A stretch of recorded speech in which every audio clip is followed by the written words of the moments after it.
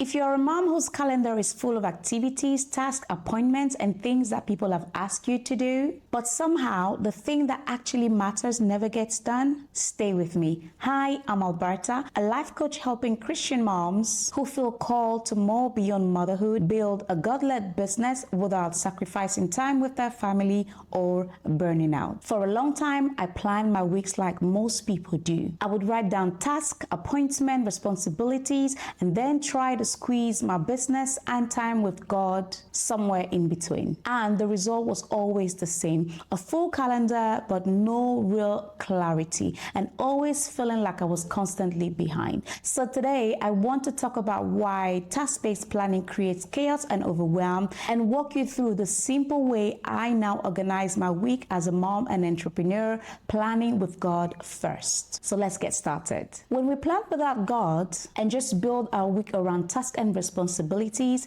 5 things start happening. Number 1 is calendar chaos. We keep saying yes to everything: appointments, errands, social gatherings, meetings, and favors for people. And because we say yes to everything, we start feeling pulled in every direction. And that causes overwhelm, which is our point number 2, overwhelm and anxiety. We start wondering whether we will finish it all, whether we are capable, whether we can manage it all. And sometimes we even wake up feeling like we are already behind. Number 3, our tasks become disconnected from purpose.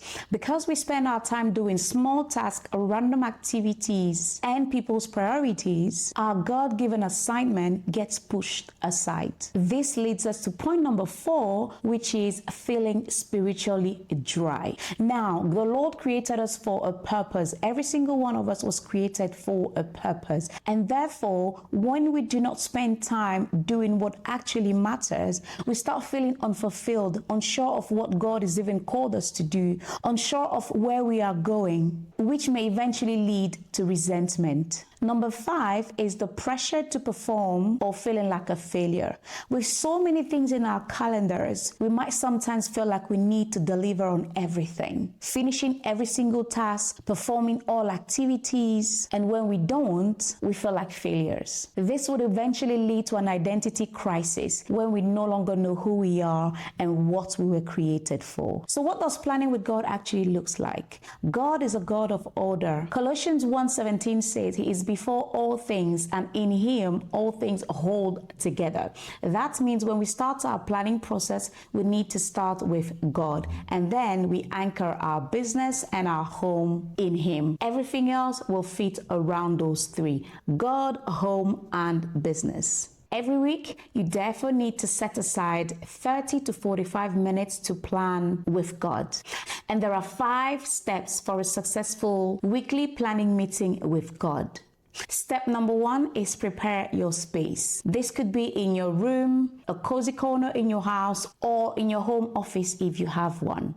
Have everything ready. You open your calendar, you grab a notebook, some highlighters and pens, and a timer. Step number 2 is prayer. You want to start with thanksgiving, thanking the Lord for everything that He did in the previous week, the tasks that were completed, and even the ones that were not completed. You then move on to pray for the week ahead, for Monday, Tuesday, and the rest of the week. It is important for us to be expectant as we come into the presence of the Lord with our schedule. Then you pray for wisdom so you can make the right decision throughout the week. Focus, because distractions will come. And strength, because we don't want to be halfway through our week and already feel exhausted. I also want to ask for speed and understanding. Now, don't get me wrong. Speed here is not about rushing. It's more so for me to finish tasks in a shorter time that I would normally do if the Holy Spirit didn't help me. A report that would have taken me 4 hours to write, but because I spent time with the Lord prior to writing my report, it ends up taking 2.5 hours. Finally, you can also seek for help. Unexpected help from friends, family, and even strangers. Step number 3 is list your responsibilities.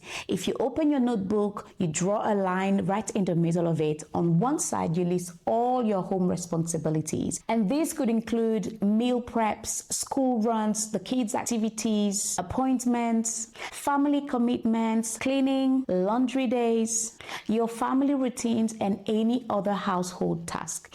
For tasks that need to happen on a specific day or time, like children's appointment to hospitals, it is best to add the date and the time these will occur at. On the other side, you then list all your business responsibilities for the week. The meetings, the emails that need to be written, products to be created or adjusted, pins, ads, blogs, videos to promote your product, research, reports, and other client work that must happen that week.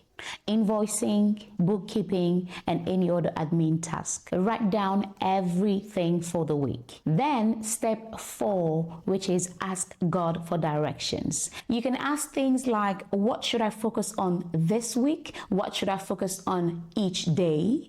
What is most important right now? What can wait until later? And even what should be removed from the list this week? Then have a quiet moment and wait for the Holy Spirit to speak to you. For tasks without fixed times, you should also consider your capacity, your energy levels, and the rhythm for the week. Some people have more energy in the morning, in which case they need to focus on deep work, like writing reports, content creation, product creation. And if you're more of an afternoon person, you can leave the admin task and the light work in the morning.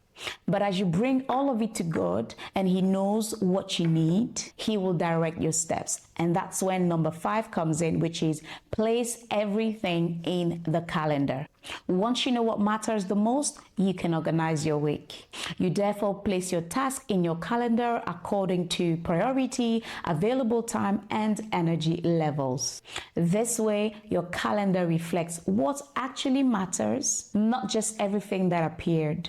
As our week unfolds, we need to remember 4 important things. Number 1 is cultivate quiet time with God. The more time we spend with God, the clearer we will hear Him. Our quiet time matters, and it helps us recognize His direction, receive ideas, and clarity. It could come in different forms: morning prayers, prayer walk, which can happen at any time of the day depending on our schedule, Bible study, worship time, reset breaks during the day, and time in the evening. Number 2, we have to be flexible. Sometimes the day doesn't go as planned. This happened to me today. I thought I was recording this particular video, but a text message interrupted the recording. Life happens. There could be an emergency. Something might take longer than we had anticipated, or a child could be sick. And when these things happen, we simply adjust the schedule. We move things to the following day or to the next week if necessary. And we must never feel guilty for being delayed, because we are not in control of everything. If there's a delay for any reason, it is the perfect time to go back to God, asking Him what is more important for the remaining of the week. Number 3, be kind to yourself. Do not beat yourself up if everything does not go as planned. Avoid saying things like, I am failing, I am not capable, I can't do this, I'm too slow, or this always happens to me. Make sure you check with yourself about any bad feeling for reordering your priorities or saying no to a task or certain people. Number 4 is be calm, honest with yourself, and seek wisdom from God. If anything needs to be changed, you just communicate it calmly. For example, if you can't finish something for one of your clients, you can email them explaining the situation, asking for understanding, and leaving the outcome for God. The same applies to our family. When things change in our schedule, we need to make sure we always respond calmly to them when they ask questions, and we don't take out any frustration on them. All right, Mama, we talked about a lot today, so set 30 minutes aside for you to sit down and plan your week with God. Use the steps that we walk through. Then come back and tell me in the comments what changed when you approached your planning this way. I read every comment, and I love to hear how it went for you. And I know life is already full, so if you enjoy this type of conversation about building a God-led business while raising a family, go ahead and subscribe. That way, these videos will come straight to you, and it's one less thing for you to remember to look up. Thank you so much for watching, and I'll see you in the next video.